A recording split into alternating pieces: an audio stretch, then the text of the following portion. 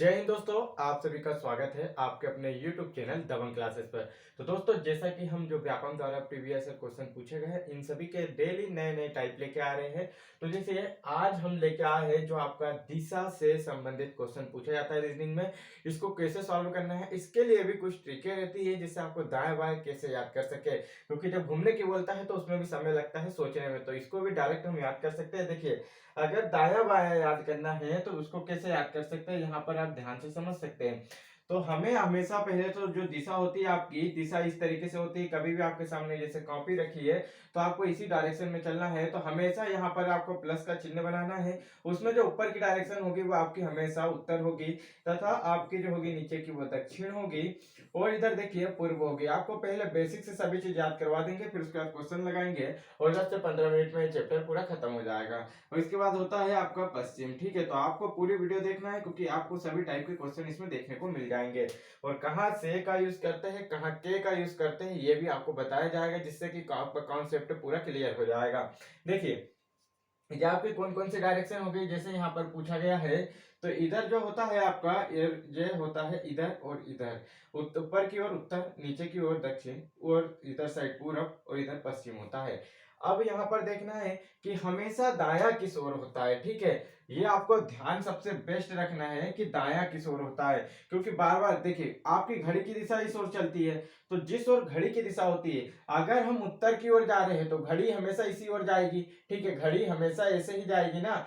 तो इसमें क्या करना है, जिस ओर घड़ी की दिशा जाती है, मतलब इस ओर जा रही है, तो वह हमेशा हमेशा क्या होगा, हमारा दाया होगा। अब देखिए, ये हो गया आपका, हम इधर की ओर जा रहे हैं पर घड़ी तो इधर जाती है, तो ये हमारा दाया हो जाएगा। नीचे जा रहे हैं तो नीचे घड़ी इधर जाएगी, मतलब ये हमारा दाया हो जाएगा। और जब हम इधर जाएंगे, इस साइड जाएंगे, तो हमें दाया मुड़ने की बोलेगा, तो दाया हमेशा घड़ी की ही दिशा में होगा। किसी भी डायरेक्शन में हम जा रहे हैं तो जिस तरीके से घड़ी चलती है उसी तरीके से आपको इतना ध्यान रखना है। जैसे हम पूर्व की ओर जा रहे हैं और हमें बोलते हैं दाया मुड़ना, तो घड़ी की तरफ क्या होगा, दाया होगा। ये घड़ी की तरफ हम फट से दाया मिल गए, बिना सोचे आपको दाया मुड़ जाना है। और हमें बोलते हैं उत्तर की ओर जा रहे हैं और बाया मुड़ना है, तो देखिए घड़ी की दिशा में होता तो दाया मुड़ते, परंतु उसके विपरीत है तो क्या हो जाएगा, बाया मुड़ने की बोला तो विपरीत हो जाएगा। एक साइड दाया होगा तो दूसरे साइड क्या होगा, बाया होगा। यहाँ आप समझ गए होंगे पूरी चीज। अब इसके बाद देखिए क्वेश्चन लगाते हैं, बस इतना चीज इस चैप्टर में समझने को रहता है। ज्यादा बड़ी वीडियो को नहीं देखना, आपके पास समय नहीं रहता है। क्योंकि अब कोई सा भी एग्जाम में आपको उसके सभी क्वेश्चन एक ही छोटी वीडियो में मिल जाए तो इससे बेस्ट क्या होगा। उसके बाद आपको क्वेश्चन लगवाया जाएगा। जैसे कि यहाँ पर देखिए क्वेश्चन में हमको सॉल्व क्या करना है। बोला गया है श्री गायकवाड़ उत्तर की ओर 20 किलोमीटर चलते हैं। तो मैंने आपको बता दिया हूं कि डायरेक्शन हमेशा क्या होती है, ये उत्तर ऊपर होता है, इधर पूर्व होता है, नीचे दक्षिण, और इधर पश्चिम होता है। तो बोल रहा है श्री गायकवाड़ उत्तर की ओर 20 किलोमीटर चलता है। हमने कोई भी बिंदु मान लेना, ये हमने मेन पॉइंट मान लिया इसका। इससे क्या बोल रहे हैं, 20 किलोमीटर हमने उत्तर की ओर चला दिया। ठीक है, अब बोल रहे हैं फिर वह दाएं मुड़ता है, तो दाया किस ओर होगा, घड़ी की दिशा में होगा, तो घड़ी की दिशा में मतलब दाया इस ओर हो जाएगा, मतलब दाएं मुड़ गया। ठीक है, और फिर 21 किलोमीटर चलता है, घड़ी की दिशा से ये चल गया 21 किलोमीटर। तो ये 21 किलोमीटर चल गया। वह आरंभिक बिंदु से किस दिशा में है। अब हमसे पूछा है कि आरंभिक बिंदु से किस दिशा में है। आरंभिक बिंदु से, तो देखिए जहां से लगा आएगा ना, आपको उससे जो नेक्स्ट पूछा गया उसकी तुलना करना है। जैसे बोला है आरंभिक बिंदु, तो हमारा आरंभिक बिंदु तो ये है, तो हमें आरंभिक बिंदु से तुलना करना है। ठीक है, आरंभिक बिंदु से बताना, मतलब जो आरंभिक बिंदु यहाँ पर दी गई ना, से का मतलब पहले समझिए बड़े ध्यान से क्या होता है।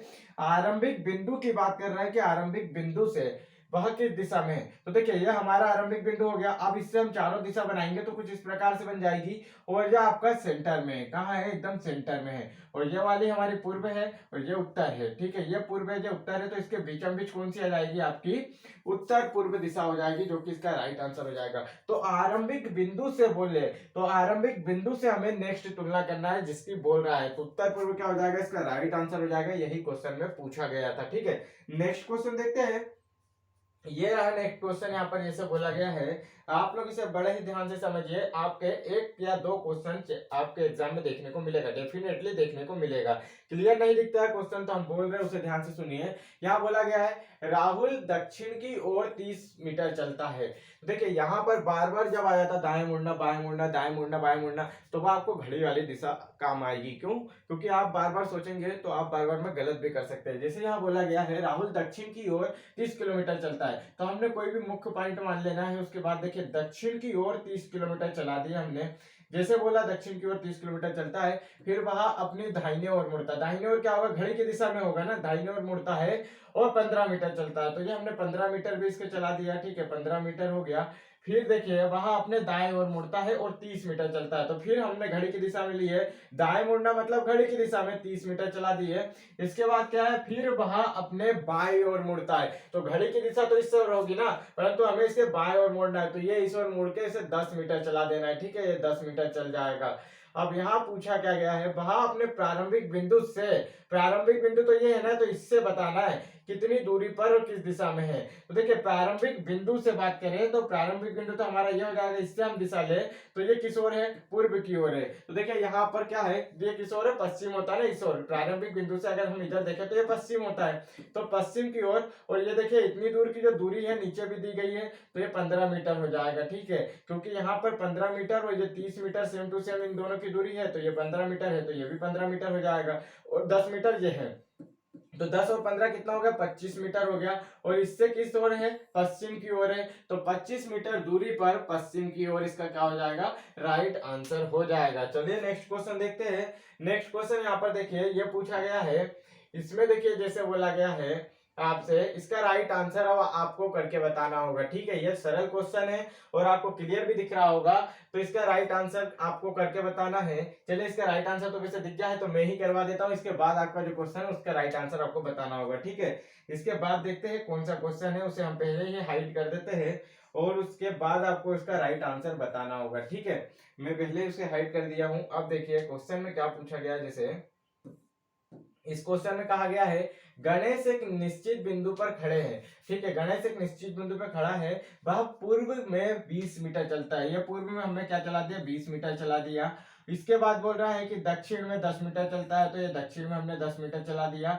फिर पश्चिम में 35 मीटर चलता है, तो यहाँ तक तो 20 हो जाएगा। इसके बाद क्या हो गया? यहाँ और चला देंगे तो ये टोटल कितना हो गया? 35 मीटर चलता है।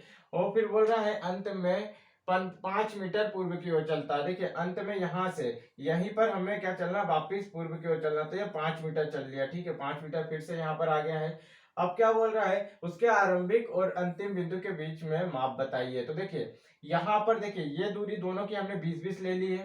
ठीक है, ये क्या ले ली हमने कि ये भी 20 होगा और ये 10 है, तो ये कितना हो गया? ये आपका 10 हो गया। ठीक है, ये एक आयत बन रहा है ना, ये 20-20 का हो गया, तो आमने सामने की भुजा समान होती है, 10 का हो गया। ये दूरी भी 10 की बची यहाँ तक की, क्योंकि 5 मीटर तो इधर चल लिया वापस। तो देखिए हमें यही दूरी बताना था। अगर यहाँ पर देखिए क्वेश्चन में बहुत ही समझने वाली बात है कि यहाँ बोला होता है कि कम से कम दूरी बताए, मतलब निकटतम दूरी बताना होता तो पाइथागोरस प्रमेय लगा देते। ठीक है, निकटतम दूरी बताना होता तो पाइथागोरस प्रमेय लगाते, दोनों का वर्ग करते। तो क्या निकल के आता है आपके सामने? यहाँ पर करनी में देखिए पाइथागोरस प्रमेय क्या कहती है? 10 का वर्ग प्लस 10 का वर्ग। ठीक है, यही होता ना, इस प्रकार से होता। अगर बोलता कि सबसे कम दूरी यानी कि निकटतम दूरी बताइए, अभी यहाँ ऐसा नहीं बोला गया, उसने कहा है कि उसके आरंभिक बिंदु तथा जो अंतिम बिंदुओं के बीच का माप बताइए, तो यही बता देंगे क्योंकि ऐसा ऑप्शन में नहीं दिया था। ठीक है, तो देखिए अगर इसकी हम निकटतम दूरी हेड़े तो क्या होगा? ये 100 हो जाएगा प्लस 100 हो जाएगा। इसे ऐड करेंगे तो कितना हो गया? 200 हो गया। 200 को अगर हम तोड़े तो ये किसका? यहाँ पर देखिए अगर बात करें 200 को 25 प्लस 8 कर सकते हैं, तो देखिए यहाँ क्या निकल जाएगा? 25 दूनी 50 और यहाँ पर करनी में 2 हो जाएगा। तो इसका राइट आंसर कुछ इस प्रकार से आता। निकटतम अगर पूछता तो 25 करनी 2 हो जाता। ठीक है, 25 देखिए 25 करनी 2 नहीं होता, क्या होता है यहाँ पर? 10 करनी 2 होता। ठीक है, 10 करनी 2 कैसे?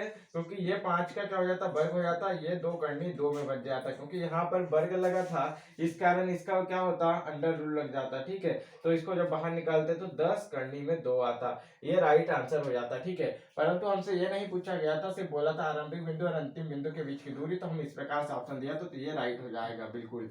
अब नेक्स्ट देखिए, नेक्स्ट क्वेश्चन में यहाँ पर पूछा गया है, मैं आपको बोल देता हूँ, आपको उसी तरीके से बताना है। यहाँ आपके सामने ऑप्शन नहीं दिए गए। ठीक है, मैं बता देता हूँ, जैसे कि यहाँ 1 2 3 और 0 इस तरह के तरीके से ऑप्शन दिए गए हैं, तो लगभग इसी तरीके से होगा।